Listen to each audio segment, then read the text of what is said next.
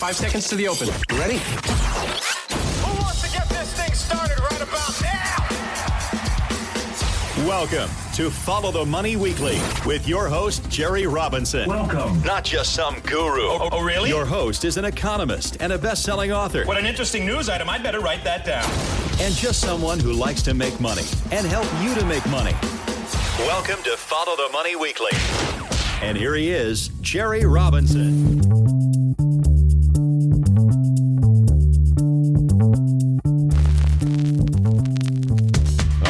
Friends, welcome to you all around the world. Welcome to this new episode of the Follow the Money podcast, episode number 499. It's great to have you with me today.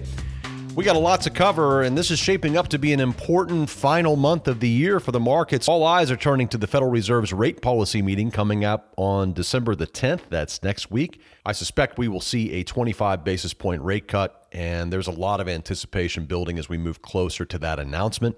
This meeting also comes right after the official end of quantitative tightening, or QT, as it's known in the Federal Reserve world. The balance sheet is now frozen at about $6.6 trillion. And in my view, the end of QT really opens the door for future QE, or quantitative easing. And if that happens, of course, liquidity is going to rise and asset prices will tend to follow. So we're going to talk about that, along with some concerns I have about the central bank's independence in light of President Trump's likely nomination of Kevin Hassett as the next Federal Reserve chair. Now, that would be a major shift. Markets are watching that closely. We'll talk about it.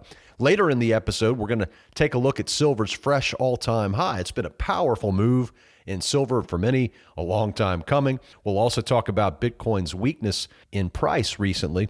We'll also talk about the growing acceptance of digital assets, though, from big players like Bank of America and Vanguard. Some major shifts happening right now in front of us, and 2026 is looking very interesting as we head into it. I also briefly want to talk about the growing crisis in Venezuela. That country holds the largest oil reserves in the world.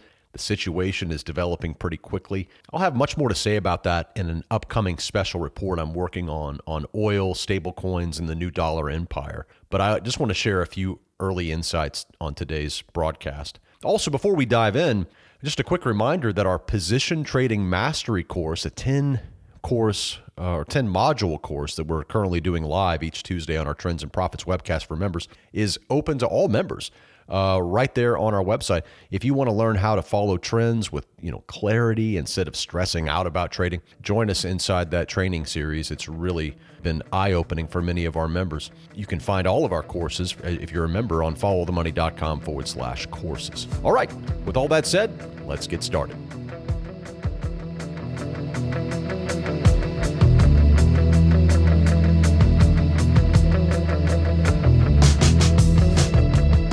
All right, let's get into our main story today. I want to focus on the Federal Reserve because it's meeting, the board is meeting on December the 10th. Now, that's next week, next Wednesday, next Tuesday and Wednesday. Wednesday, they make the announcement. This is shaping up to be one of the more important policy meetings of the year. The markets are leaning towards a rate cut. If you look at the futures market in the Fed funds rate, you'll see that they're expecting close to a 90% probability of a 25 basis point rate cut. That's my expectation as well. That, in fact, is what we had expected for some time. We actually had forecast at least 3 rate cuts in the year of 2025. And sure enough, if we do get one next week, that will be the 3rd rate cut of the year. And so that is shaping up to certainly happen. Markets are leaning that way. That would be the start of a broader easing cycle that I think is probably going to continue well into next year and beyond. To understand why this meeting matters so much, we need to really step back and look at what the Fed's already done. So you may or may not know that on December 1st, the first day of this month, the Fed officially ended their quantitative tightening program. It's known as QT, and it's the opposite of QE. It's the opposite of quantitative easing. And so basically in quantitative tightening, or QT, that means that the Fed is selling assets to put upward pressure on longer term rates. So it's basically decreasing its balance sheet, right?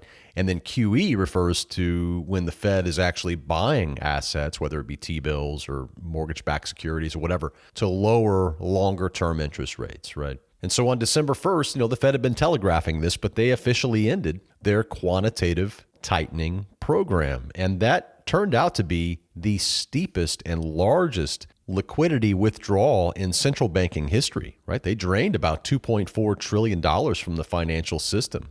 It began back in 2022 when the Fed started letting its pandemic-era bond holdings run off, and the goal was simply just to pull the excess liquidity out of the system and try to get control over these short-term interest rates. So at the peak, the Fed's balance sheet was around $9 trillion, and QT has basically taken that number down to about 6.6 trillion. Now that's still way above the pre-pandemic levels. We were at around 4.5 trillion, before that happened. That was kind of the average.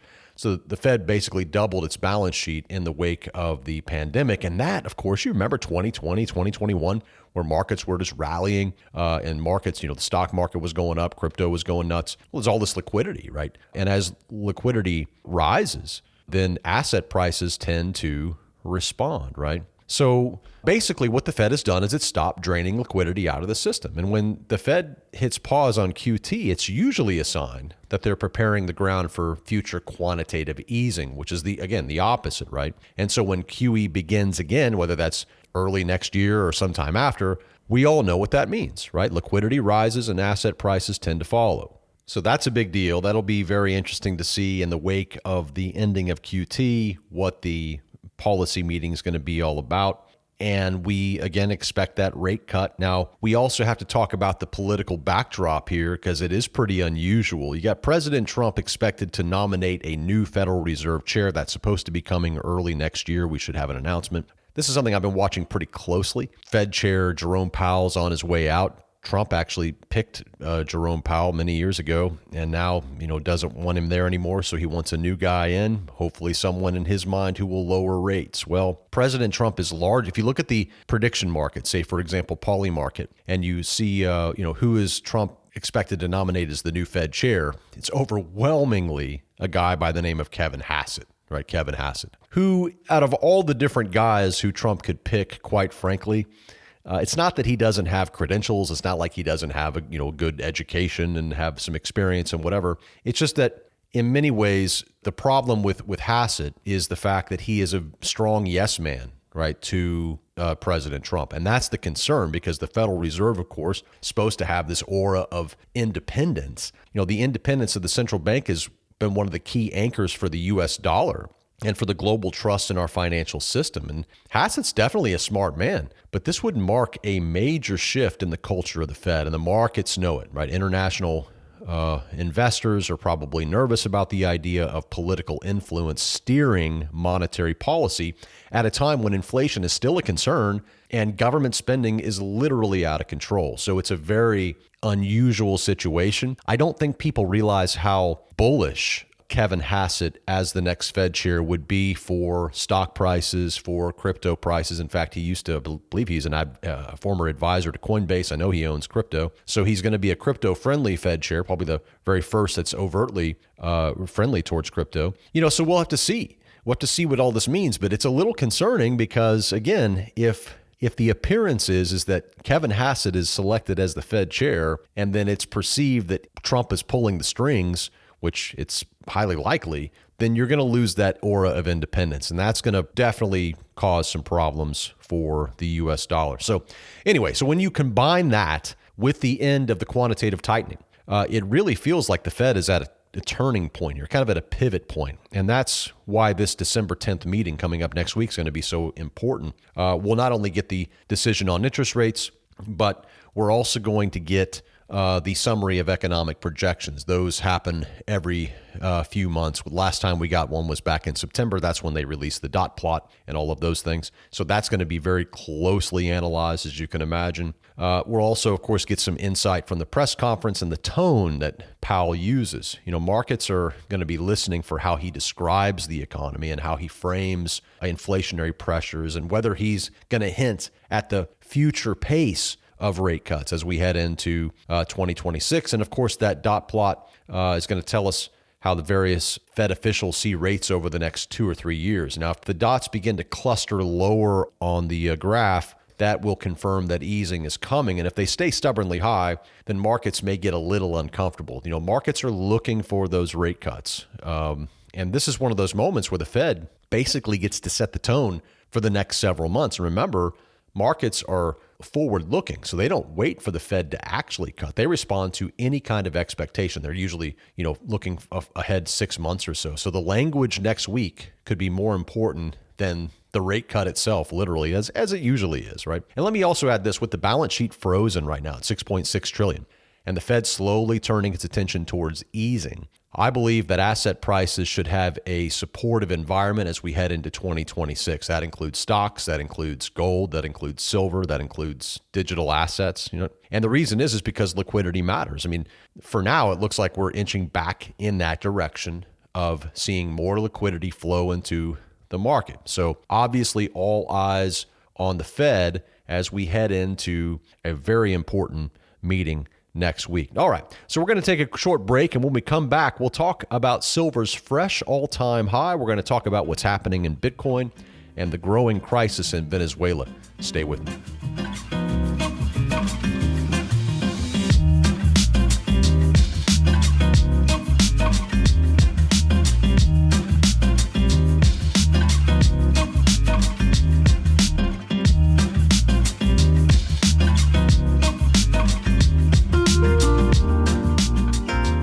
Hey friends, this is Jerry Robinson from Follow the Money Weekly. Recently, we have been receiving many emails from our listeners commenting on the great help they're getting from our precious metals expert, Tom Cloud. Gold and silver are excellent hedges against the growing threat of coming U.S. inflation. Who's your gold guy? Make it Tom Cloud. With over 30 years experience with precious metals, Tom will answer all of your questions. Don't buy your gold and silver through some call center and pay inflated prices. Call my good friend Tom Cloud and speak directly with him and get all of your questions answered. For a limited time, Tom is offering free shipping and insurance on every gold and silver purchase made by our listeners. Call 800-247-2812. And when you do, tell him that Jerry Robinson from Follow the Money Weekly sent you, and he'll throw in that free shipping and insurance on your entire order. Call your gold guy, Tom Cloud, right now for the very best deals on gold and silver coins. 800-247-2812. That is 800-247-2812. Welcome back to Follow the Money Weekly. And here's Jerry Robinson.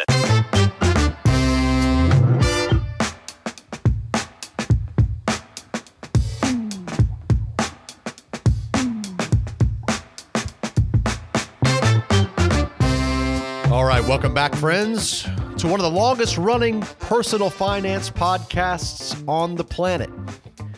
You're listening to the Follow the Money podcast. You can find us online at followthemoney.com. I'm your host, Jerry Robinson, economist, author of the book Bankruptcy of Our Nation, and an investor and trader here at followthemoney.com. Now, let's get into our next segment. I want to move into what's happening right now in the markets beyond the Fed. We talk about precious metals, and Bitcoin is really what I want to focus on, specifically silver.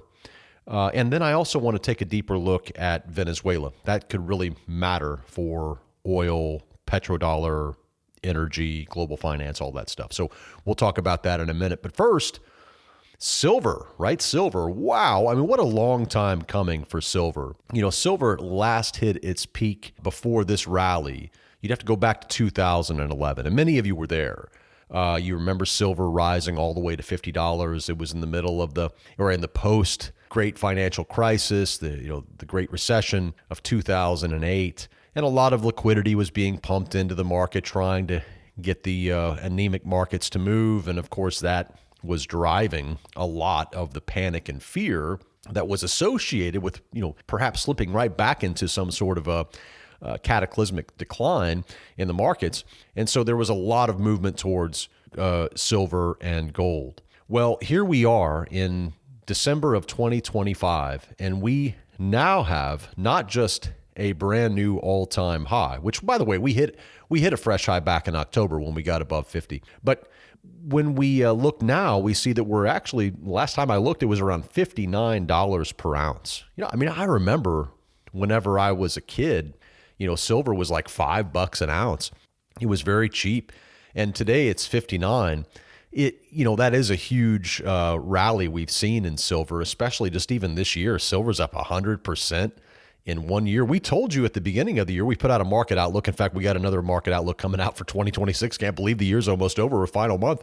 But at the very beginning of this year, 2025, we put out a outlook to our members, and we talked about it on this broadcast as well, that we expected gold and silver to have great years. I mean, typically, when you have seen President Trump in office, you tend to see gold prices do well, right? Because there's a lot of uncertainty and concern and all of this. And of course, the dollar also tends to go down. At least it did back in the Trump's first term. So therefore, we expected coming into 2025 that we would see a weaker dollar and that we would see strength in the precious metals, right? Well, we definitely got a weaker dollar. It was down. It's down around 8% or so right now as we speak. Year to date, that's a pretty big move, by the way, in a major currency like the U.S. dollar. You don't see it move, 8% in a given year too often. That's a lot. You want it to be a bit more stable than that. But regarding silver, I mean, silver really kind of beat my expectations. I firmly expected it to go up maybe even 50% this year. I thought for sure it maybe hit a new high, but maybe not.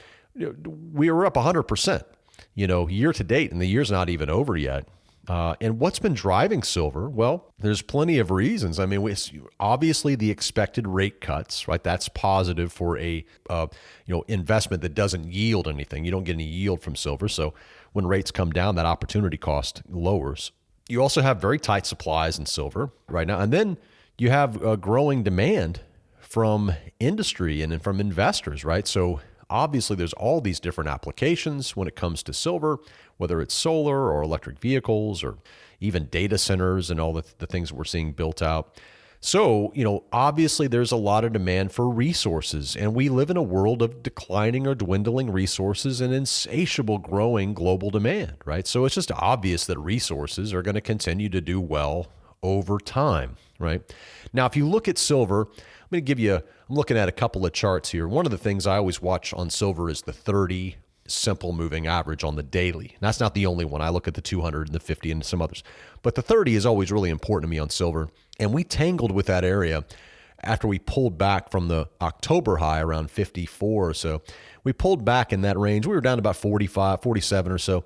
And then we held that 30, kind of grind around it, and then we took off from that area. And now we're up, near 90. We're up about 59 or so, on silver. But the real big breakout really came at the beginning of 2024, right? When we were trading at about $23, 24, $25, somewhere in there. We got a multi-year breakout on silver that really told us something was ahead.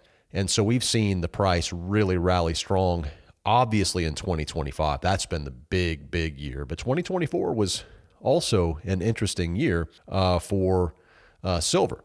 Now, when we look at the weekly chart on silver, we see that it's, again, very much extended. I like to look at a 50 weekly moving average on the weekly chart, and we're very high above that. That figure right now, about $38 on the 50 weekly. We're at $58, $59. So we're well extended from that area. And then one of the most important metrics that I follow on silver is that monthly RSI, which we talk about quite a bit here at Follow the Money with our members. And that level is at the same level that it was at back in 2011, okay? So what that means is that silver, its relative strength is right back at the same area where sell-offs have usually happened, right? So we got, the last time we were here was in 2011. And that was the peak when we were around $50. The time before that, when we were here on the monthly RSI, you got to go back to 2007 or so, 2007. And then if you want to go back to the last one before that, we only had 4 of these over the last 40 years or so. And if you go back to the last one before that, it was back in 2003, 2004, where we had a peak. And in each of those instances, it marked a local top. And it would take a year or two before those levels would be finally breached. Now, in the case of 2011, it got up to $50, and then it took, this is why I say it's a long time coming. It took, 14 years to get back to that same level, right? So this has been a long time coming for silver. The rally has been so parabolic as of late that it is a little concerning, right? We really need to see some consolidation. I still remain very constructive on silver over the long term. Quite frankly, $59 silver in our world of dwindling supplies and voracious global demand, $59 silver just doesn't sound that expensive to me. I know it should. I mean, really, and realistically, it is, relatively speaking. But just putting it in the whole scheme of things, with all the money printing and all the crazy spending that's going on in Washington, and all the things that they're promising, and all the big tech needs, and AI data centers, and EVs, and the future of renewable energy, you start adding all that up. Look at silver at $59. It's just not that expensive. I mean, I know it seems, and like I said, silver's likely to come down from here or consolidate for a bit. I'm not saying like it has to go higher, it can never go down. I'm not saying that at all. I totally believe it probably will. But my point is that I'm just not too shocked by $59 silver. I don't look at it and say, oh gosh, this is completely out of whack with the global economy. In fact, it seems like prices with silver have been kind of out of whack for some time. It seems like we're kind of getting back to a normal place, really, to see these resources, fetch more of a premium, considering the supply constraints and all of this now. And also, what we just talked about in segment 1 about the quantitative tightening ending and moving into possibly some QE. We're going to see some rate cuts. We got a rate cut coming next week. All that's bullish for silver, and especially if they begin to turn on QE again and they start beefing up the balance sheet. In fact, I was looking at the New York Fed's recent report they put out that showed that they fully expect to take the Fed's balance sheet beyond where it was at the peak in 2021, like $9 trillion. So they're expecting it to go past that over time. So in other words, they're already starting to move back towards that quantitative easing in their reports and starting to envision it. Well, that's huge for things like silver, right? That's huge for things like gold. And really any other asset that's priced in dollars. But especially those with industrial use and monetary history like silver, that's obviously going to benefit. If the Fed delivers that cut in December and then sets the stage for more easing in 2026, I think silver is probably just going to continue moving higher. It's going to benefit from both speculators and from real world industrial demand, and then of course just long-term investors and all of this. So the way I do it, I've been talking to you about gold and silver on this broadcast for 15 years. It's in my book, Bankruptcy of Our Nation. We talk about PACE, precious metals, agriculture, commodities, energy as a way to protect yourself from inflation. I simply see more upside ahead over the long term. What's going to happen tomorrow? Your guess is as good as mine, right?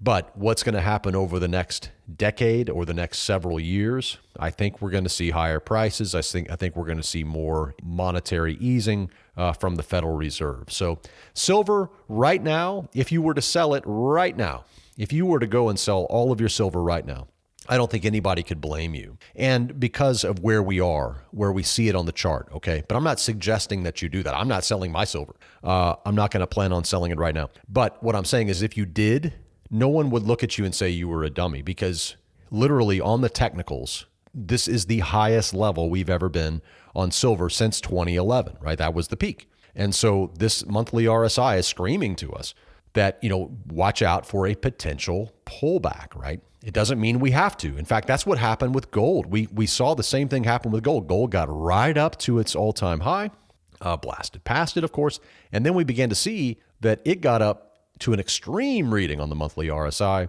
and that didn't stop it. It just kept moving. And so, my point is that these technicals are very helpful for us, but at the same time, it's not a religion. It doesn't prevent things from being different this time, right?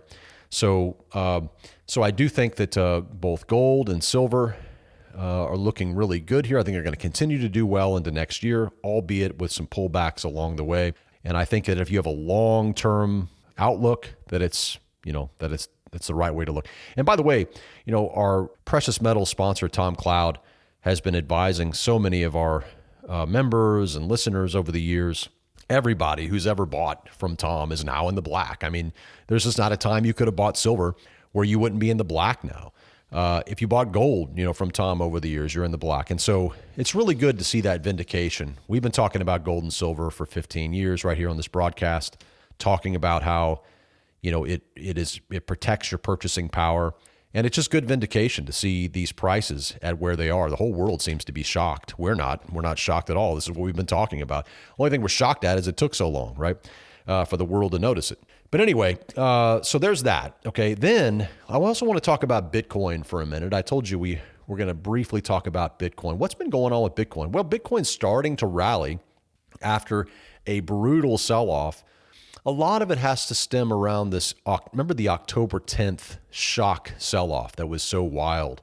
That wiped out a lot of people, and it really kind of spooked retail investors for sure. Well, since that time, we've just been grinding lower on Bitcoin. Remember, we just hit a all-time high of 126,000 on Bitcoin at the beginning of October, okay? And then since that time, we've really slipped from 126 all the way down to near $80,000 in November, in kind of mid to late November. We've since rallied off of those lows. We're currently trading at about 92, 93,000 right now on Bitcoin. And if you look at the daily chart, we're trading obviously below the 200-day moving average. That's starting to turn down. We're also trading below a declining 50-day moving average. But if you switch to a weekly chart and you look at Bitcoin, you'll notice that it's starting to look pretty attractive. We're starting to get those long wicks down to the bottom on Bitcoin, indicating that we may begin to be seeing a floor here just above 80,000, 85,000, right in there. And we're starting to rally higher. Now, obviously, the Fed next week could also impact the direction, at least in the near term here, of Bitcoin. So that's certainly something that we are watching. And we began investing in Bitcoin a long time ago. We've been talking about Bitcoin on this broadcast as well for over a decade. We started, talking about it in 2012, buying it in 2012, 2013. But Bitcoin's had a rough stretch as of late, but it's starting to show some signs of life again. So I don't think that this rebound is a guarantee of sustained upside. Crypto obviously is going to remain volatile. But there's a few interesting developments to note that have happened recently. Well, obviously, we're still waiting for that crypto structure bill, market structure bill that's supposedly coming out of the Congress. And we may see something along those lines. I've been hearing we're going to probably see something this month, maybe January, if not this month. But probably over the next 30 to 60 days, we're going to see this introduction of a crypto market structure bill. The delay in this has kind of caused some kind of a malaise and kind of a weakening of sentiment, right? That's part of it. And so, but there are some other things happening aside from that upcoming bill, which should be announced in the next, like I said, next 30 to 60 days. You got major institutions that are warming to crypto. For example, Vanguard, which has reversed course this week and now allows crypto ETFs on their platform. That's a big deal because you may recall Vanguard, which is like the second largest money manager in the world, basically swore off crypto ETFs. They said, we're not going to put Bitcoin ETFs on our platform. You go buy them somewhere else, go to Robinhood and buy them or whatever. And now they've changed their mind, right? Now the crypto ETF, now they've missed out on this boom in Bitcoin ETFs. Now suddenly Vanguard's like, well, I guess we're going to allow these crypto ETFs on our platform. So that's obviously a sign of growing acceptance. Vanguard is extremely conservative. It wasn't a surprise they did that a few years ago.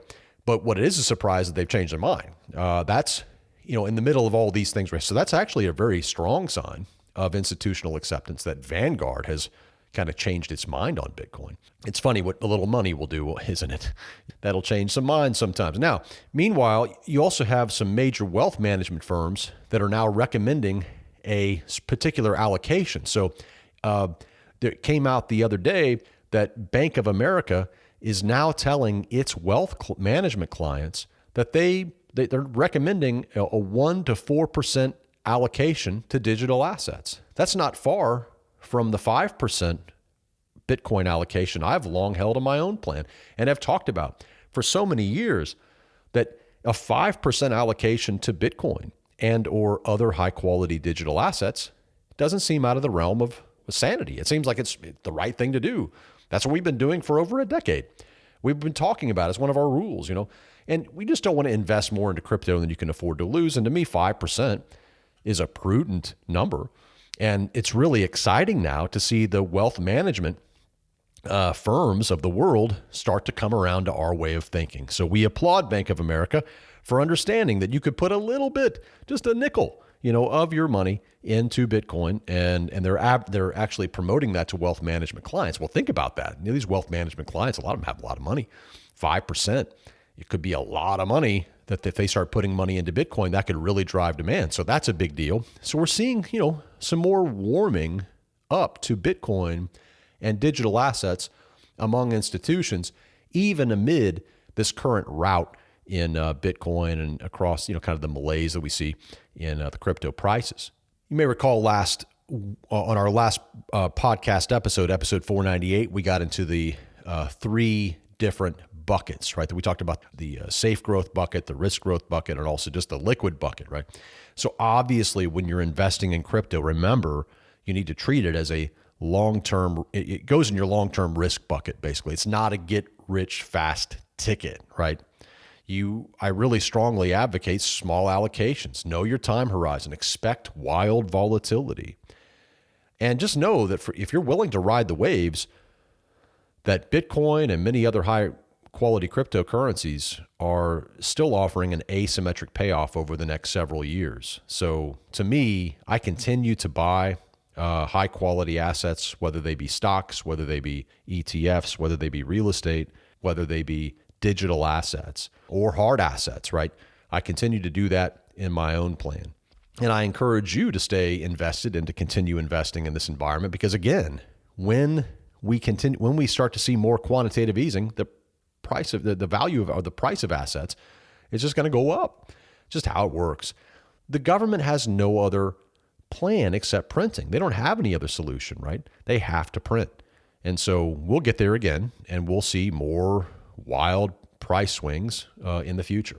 Now, I want to zoom out in our final moments of this segment beyond metals, beyond Bitcoin, to a story I believe could really reshape energy markets and also the U.S. dollar and how it's perceived globally. And that has to do with Venezuela.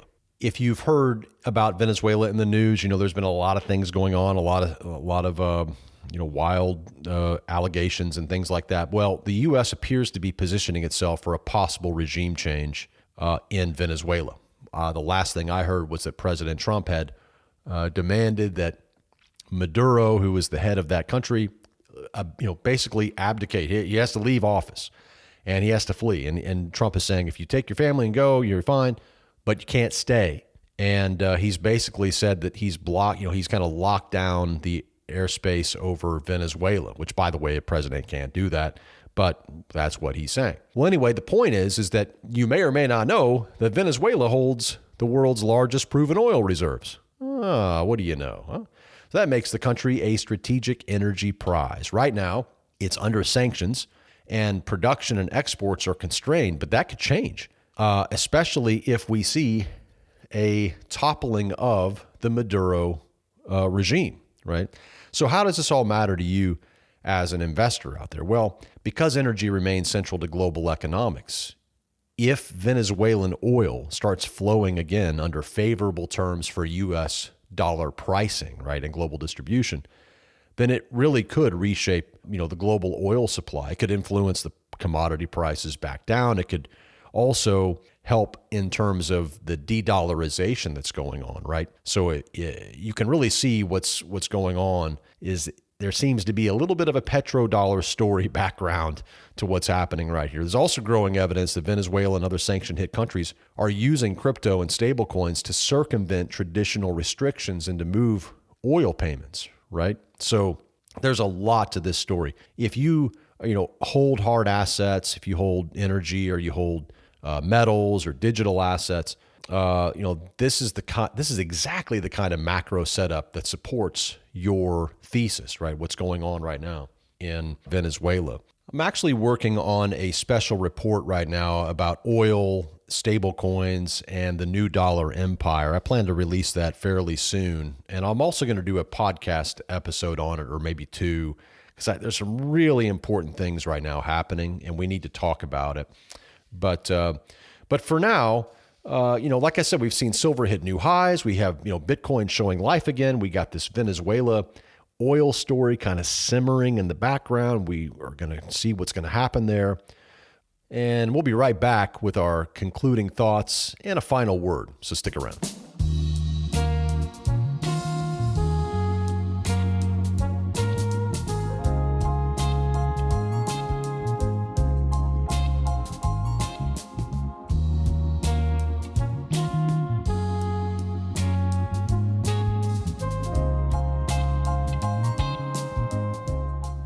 All right, friends, let's wrap things up for today. We've covered a lot of ground in this episode. We looked ahead to the Fed's December 10th meeting and the possibility of a 25 basis point rate cut, which we fully expect. We talked about the end of quantitative tightening, which happened on December 1st, and what that might mean for future liquidity. Maybe QE might be right around the corner. And then we talked about the latest moves in silver and Bitcoin and the unfolding situation in Venezuela, which I believe could become one of the bigger geopolitical stories heading into next year if the tensions continue to boil over. Now remember, my goal as always is to help you see the bigger picture and help you keep your bearings when the news cycle gets loud. Markets are so emotional because people are emotional. But a good plan and a calm mind go a long way. I got to remind you again, if you missed our last podcast, episode number 498, where we talked about safe money versus risk money. We got a lot of great feedback from that episode. I encourage you to go back and ask you if you've built out your own 3-bucket strategy, or if you want help thinking through your safe money options, feel free to reach out to us.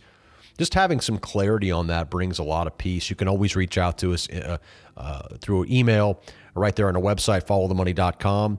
You can click on the contact button, or if you want advice, specific investment advice, financial advice, just go to followthemoney.com/advice. We'll connect you with one of the advisors in our network. I also want to remind you that our position trading mastery course is open to all of our members. If you want to learn how to follow trends without the stress and confusion that so many traders face, join us for that training. It goes on every single Tuesday, and we already have 4 video modules stored away in the archive, ready for you to play on demand. Gives you a simple and repeatable way to participate in the market without having to day trade or swing trade. Position trading is a very long-term kind of trading that fits a lot of people's schedules. And finally, let me leave you with this final word that really fits the times. It's from Ray Dalio, the former head of Bridgewater Associates, who said, "He who lives by the crystal ball will eat shattered glass." That's just a reminder for all of us, isn't it? Don't build your future on predictions. Build it on discipline. Build it on good stewardship. Adopt a long-term mindset. Remember, the noise is going to come and go, and your goal is to sit through the noise and reap the long-term benefits of patience. Thanks again for joining me today. And remember, when you want the truth about the global economy, just follow the money. Have a safe and prosperous week, and I'll see you right back here next time. Until then, God bless.